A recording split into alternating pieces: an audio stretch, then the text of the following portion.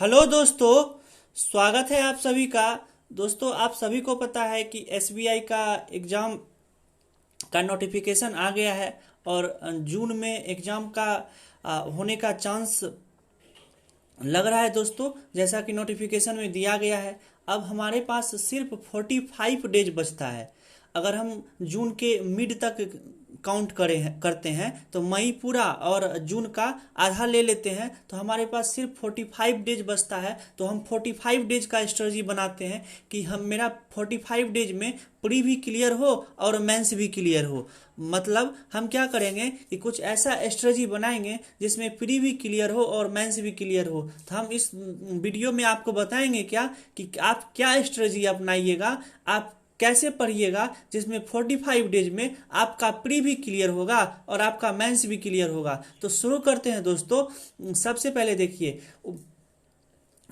Pre exam में पूछा क्या सब चीज जाता है ये सभी को पता होगा। जो भी एस्पेरेंट हैं, जो दे चुके हैं या जो बिगिनर भी होते हैं, उनको भी सिलेबस जैसे ही नोटिफिकेशन देखते हैं तो पता लग जाता है कि इसमें पूछा क्या जाता है। तो इसमें मैथ्स पूछता है, इंग्लिश पूछता है और रीजनिंग पूछता है। मैथ्स और रीजनिंग 35 का और इंग्लिश 30 नंबर का क्वेश्चन पूछता है दोस्तों।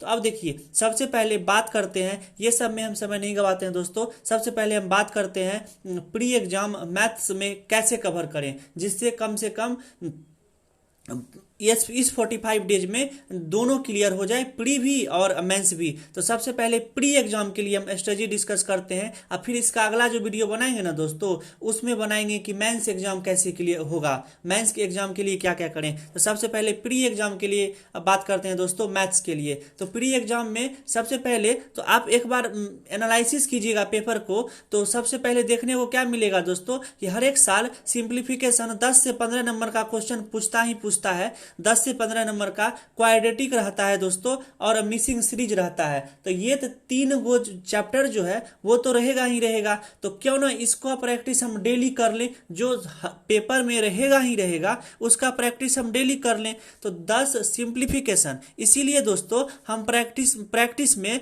डाल दिए हुए हैं कि 10 सिंप्लीफिकेशन, 10 क्वाड्रेटिक और 10 मिसिंग सीरीज। 10 सिंप्लीफिकेशन, 10 क्वाड्रेटिक और 10 मिसिंग सीरीज आपको डेली करना है। आपको इतना चीज डेली करना है, 10 सिंप्लीफिकेशन, 10 क्वाड्रेटिक और 10 मिसिंग सीरीज। यहीं से दोस्तों आपका 15 से 18 नंबर क्लियर होने वाला है। अब देखिए दोस्तों, दूसरा पार्ट आता है कि कलर के एग्जाम में कम से कम एक डीआई तो रहेगा ही रहेगा। अगर थोड़ा सा पेपर इधर उधर रहा तो 2 डीआई भी रह सकता है, लेकिन एक तो रहेगा ही रहेगा। और रहता कौन सा है दोस्तों डीआई? हलवा वाला जो टेबल बेस्ड डीआई रहता है। तो हम क्या करेंगे कि 4 डीआई, 4 से घबराइए नहीं दोस्तों कि 4 गो डीआई है। 4 गो डीआई प्रैक्टिस करने में मुश्किल से आधा घंटा समय लगता है। तो 4 डीआई प्री लेवल का वो क्या करना है आपको कि प्रैक्टिस कर लेना है डेली। तो डेली में हमको क्या करना है कि सिंप्लीफिकेशन, क्वाड्रेटिक, मिसिंग सीरीज और डीआई ये डेली करना है।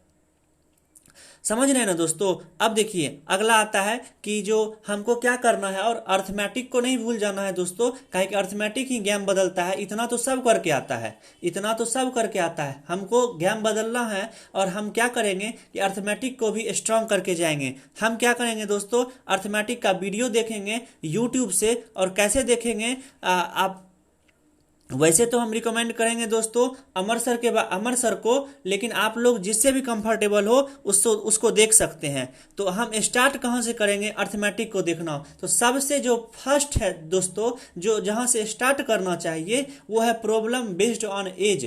प्रॉब्लम बेस्ड ऑन एज से आपको स्टार्ट करना चाहिए और धीरे धीरे धीरे धीरे सब चैप्टर को देख जाना चाहिए दोस्तों। इससे होगा क्या कि मेरा इधर जो पोर्शन है वो भी क्लियर हो जाएगा और मेरा अर्थमेटिक वाला भी जो पोर्शन है वो भी क्लियर हो जाएगा। और दोस्तों क्या करना है प्रैक्टिस के लिए, आपको 1 से 2 मॉक टेस्ट डेली देना है प्री लेवल का। कहे कि 1-1 घंटा का मॉक टेस्ट होता है दोस्तों, आप आराम से 1 से 2 दे सकते हैं। इतना करिए, मैथ्स में इससे बाहर आ ही नहीं सकता है। और इतना अगर कर लिए दोस्तों तो 30+ कोई रोक ही नहीं सकता है। 30+, और अगर मैथ्स में 30+ आ गया तो बुझिए आप सिलेक्शन के बहुत करीब चल गए दोस्तों, काहे कि 2 पेपर अभी और है, उसको तो नहीं छोड़ना है। तो उसी पे आप अगला बात करते हैं दोस्तों, इंग्लिश के लिए हमको इंग्लिश में क्या स्ट्रेटजी अपनाना है और इंग्लिश को कैसे कैसे करना है, ये हम आपको दोस्तों डेली दिया करेंगे 45 डेज तक। अगर इसको आप अपना लेते हैं तो प्री कोई नहीं रोक सकता है दोस्तों, और इसके साथ ही साथ मेंस भी लेकर के चलेंगे तो मेंस को भी कोई नहीं रोकेगा। इस बार सिलेक्शन पक्का है दोस्तों। देखिए दोस्तों, इंग्लिश में क्या करेंगे, इंग्लिश में करेंगे दोस्तों क्या कि सबसे पहले जैसे ही सुबह में 7 बजे एडिटोरियल आता है किसी की, मतलब बहुत सा टीचर का यूट्यूब पे आता है दोस्तों, आप उसको फॉलो कर सकते हैं। और अगर आप यूट्यूब से एडिटोरियल नहीं पढ़ना चाहते हैं तो किसी ऐप से द हिंदू का एडिटोरियल फॉलो कर सकते हैं दोस्तों।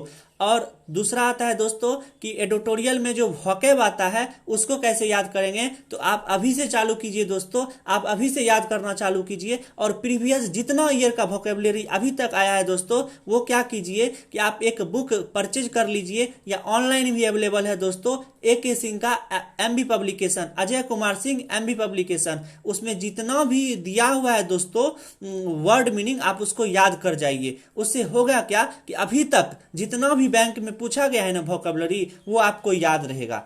तो इससे आपको वोकैब में कोई दिक्कत नहीं होगा, इसका गारंटी है 100%। तो देखिए दोस्तों, आपको एडिटोरियल पढ़ना है और प्रीवियस ईयर वोकैब को याद कर जाना है। तीसरा आपको क्या करना है दोस्तों कि आपको ग्रामर वीडियो देखना है यूट्यूब से, काहे कि ग्रामर भी जरूरी है प्री में दोस्तों। इंग्लिश समझने के लिए ग्रामर ही उसका बेस है दोस्तों। जब तक आप ग्रामर नहीं समझिएगा इंग्लिश को नहीं समझ सकते हैं कि सेंटेंस सही लिखा गया है कि गलत लिखा गया है। और यूट्यूब से जिससे भी आप कंफर्टेबल हो दोस्तों, कम से कम लेकिन कोशिश कीजिए कि एक दिन में एक चैप्टर जरूर खत्म कर दें दोस्तों। ग्रामर रूल जो आप सीखते हैं उसको अप्लाई कीजिए सेंटेंस पे। जब आप एडिटोरियल पढ़ रहे होते हैं तो उसमें अप्लाई कीजिए दोस्तों कि हम जो रूल सीखे वहां पे कहां कहां पे लग रहा है, और आइडेंटिफाई करने का कोशिश कीजिए दोस्तों। एडिटोरियल जब आप पढ़ते हैं ना, उसी समय आइडेंटिफाई करने का कोशिश कीजिए कि इसमें कौन सा सब्जेक्ट है, इसमें कौन सा ऑब्जेक्ट है। अगर इतना आप कर लेते हैं ना दोस्तों कि कौन सा इंग्लिश में सब्जेक्ट और ऑब्जेक्ट को पहचानना सीख जाते हैं, तो इंग्लिश का डर उसी समय निकल जाता है। काहे कि आपको अब वर्ड मीनिंग याद हो चुका है दोस्तों। आपको इंग्लिश में जो सेंटेंस पढ़ रहे हैं उसमें सब्जेक्ट ऑब्जेक्ट पहचानना आता है दोस्तों। और अगर आप 45 डेज तक कंटिन्यूसली रीडिंग करते हैं तो आपको उतना अंडरस्टैंडिंग डेवलप हो जाता है कि इंग्लिश का सेंटेंस कह क्या रहा है। तो आप हर एक तरीका से प्रिपेयर रहते हैं दोस्तों। आप इंग्लिश में आप कोई रुला नहीं सकता है, आपको कोई भी क्वेश्चन पूछे आप बता सकते हैं, काहे कि आप कंफर्टेबल हैं, आप लैंग्वेज को सीख चुके हैं दोस्तों।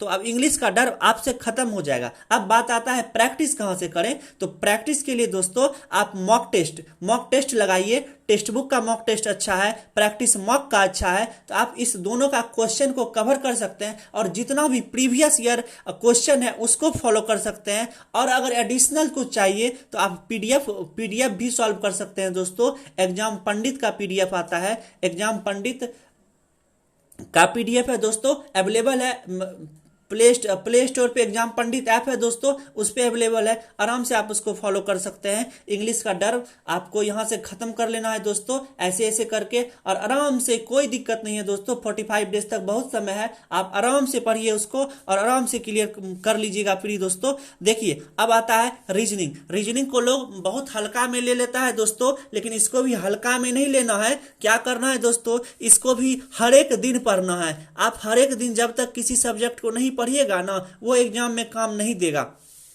इसको भी अपने घर का मेंबर समझिए दोस्तों कि मैथ्स, इंग्लिश और रीजनिंग मेरे घर का मेंबर है और हम अपने घर का मेंबर का हर एक दिन ध्यान रखेंगे। तो सबसे फर्स्ट आता है दोस्तों, इसमें क्या करेंगे, रीजनिंग में clear the concept of each chapter. मतलब जितना चैप्टर है ना दोस्तों, जितना 5, 6, 7 चैप्टर है, उसको क्या करेंगे, उसका बेसिक हम एक बार पढ़ लेंगे। अब बात आता है प्रैक्टिस में दोस्तों दो तरह का, मतलब 2 पार्ट में इंग्लिश रीजनिंग का क्वेश्चन रहता है दोस्तों। एक रहता है वो सिलॉग इनिक्वलिटी, डायरेक्शन और ब्लड रिलेशन, ये सब, और एक टाइप रहता है दोस्तों पजल का। तो हम क्या करेंगे, कम से कम 4 पजल एक दिन में सॉल्व करेंगे, कम से कम 4 पजल एक दिन में प्री लेवल का सॉल्व करेंगे दोस्तों।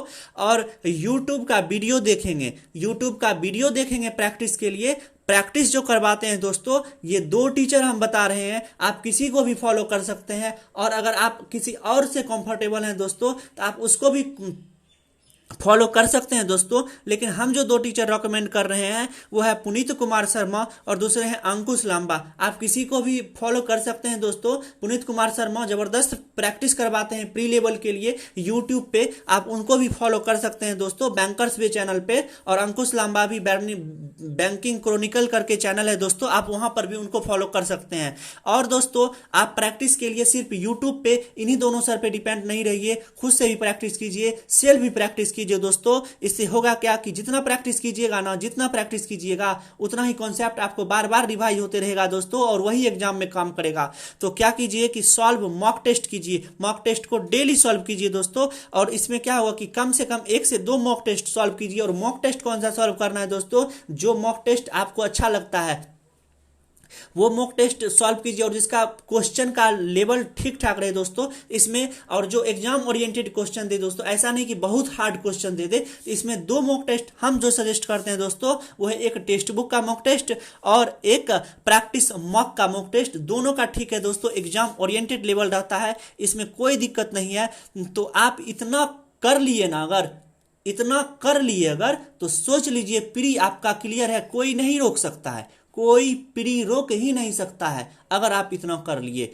अब बात आता है मेंस का बारी। तो मेंस हम अगला वीडियो में डिस्कस करेंगे दोस्तों कि मेंस को कैसे क्लियर करना है। ये तो रहा प्री का, इतना कर लिए ना तो कोई एग्जाम का प्री हो, किसी भी एग्जाम का प्री नहीं रुकने वाला है दोस्तों। सबसे पहले आपको जैसे जैसे बताए हैं वैसे वैसे करना है दोस्तों। लेकिन ये करना है क्या, हर एक दिन आपको करना है, एक भी दिन रुकना नहीं है दोस्तों। 45 डेज तक, 45 डेज। अब की बार SBI पार, ये अपने मन में सोचिए दोस्तों, अब की बार SBI पार। ठीक है दोस्तों, हम फिर आपसे कल मिलेंगे इसी स्ट्रेटजी के साथ। और तब तक भी आप भी सीखते रहिए, बढ़ते रहिए दोस्तों, पढ़ते रहिए ठीक से दोस्तों। और तब तक के लिए आप अपना ध्यान रखिए, हंसते रहिए, खुश रहिए, मुस्कुराते रहिए दोस्तों। और एक और बात दोस्तों, अगर आपको भी ये वीडियो अच्छा लगता है तो आप हमारे चैनल को सब्सक्राइब कर लीजिए, बेल आइकन दबा दीजिए दोस्तों, जिससे हम अगर यूट्यूब पे वीडियो डालते हैं तो उसका नोटिफिकेशन आपको जल्दी से मिल सके। तो ठीक है दोस्तों, तब तक के लिए बाय बाय।